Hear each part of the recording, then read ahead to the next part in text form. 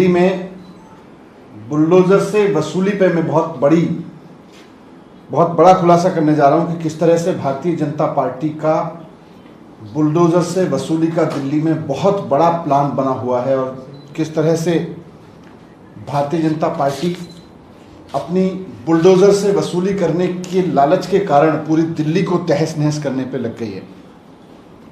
इस सिलसिले में मैंने देश के गृह मंत्री माननीय अमित शाह जी को चिट्ठी भी लिखी है कि किस तरह से भारतीय जनता पार्टी दिल्ली में बुलडोजर से वसूली का षड्यंत्र रच रही है और कैसे दिल्ली को बर्बाद करने पर उतर आई है।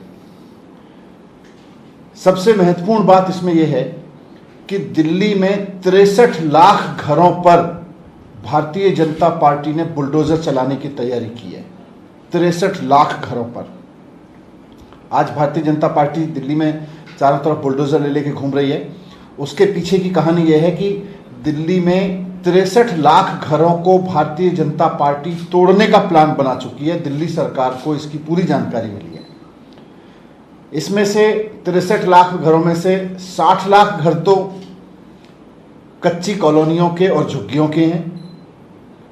दिल्ली में 60 लाख मकान हैं कच्ची कॉलोनियों में और झुग्गियों में। भारतीय जनता पार्टी इन सबको तोड़ने का प्लान बना चुकी है। पहले पैसा ले लेके इनको बसाया था और अब इनको सबको तोड़ने का भारतीय जनता पार्टी प्लान बना चुकी है। दिल्ली में कच्ची कॉलोनियों के एक एक मकान को भारतीय जनता पार्टी तोड़ेगी, एक एक झुग्गी को भारतीय जनता पार्टी तोड़ेगी। और ये ना सोचे कि केवल कच्चे मकान और झुग्गियां भारतीय जनता पार्टी तोड़ रही है।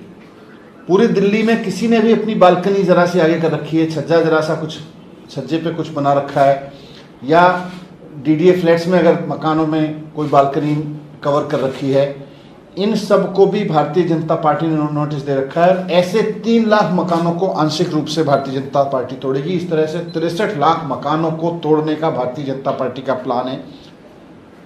ये दिल्ली में नहीं, सिर्फ किसी राजधानी में नहीं बल्कि देश भर में अब तक की सबसे बड़ी तबाही होगी। सबसे ज्यादा हाहाकार मचेगा इससे चारों तरफ, क्योंकि अगर दिल्ली की 70% आबादी को आप बेघर कर दोगे, अगर आप दिल्ली की 70% आबादी के ऊपर बुलडोजर चला दोगे तो सबसे बड़ी तबाही इसमें यही होगी।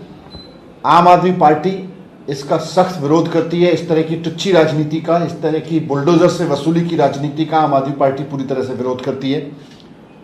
एमसीडी में भारतीय जनता पार्टी का कार्यकाल पूरा हो चुका है, लेकिन फिर भी भारतीय जनता पार्टी वसूली के लिए बुलडोजर लेके चल रही है चारों तरफ। हम इसका विरोध करते हैं। आज दिल्ली वालों पे मुसीबत का पहाड़ टूट पड़ा है भारतीय जनता पार्टी की वजह से। मैं विश्वास दिलाता हूं दिल्ली के एक एक आदमी को कि आम आदमी पार्टी का एक एक विधायक आपके साथ खड़ा है, आम आदमी पार्टी की सरकार आपके साथ खड़ी है। चाहे जो भी हो जाए, इनके बुलडोजर को हम रोकेंगे, चाहे इसके लिए हमें जेल में जाना पड़े।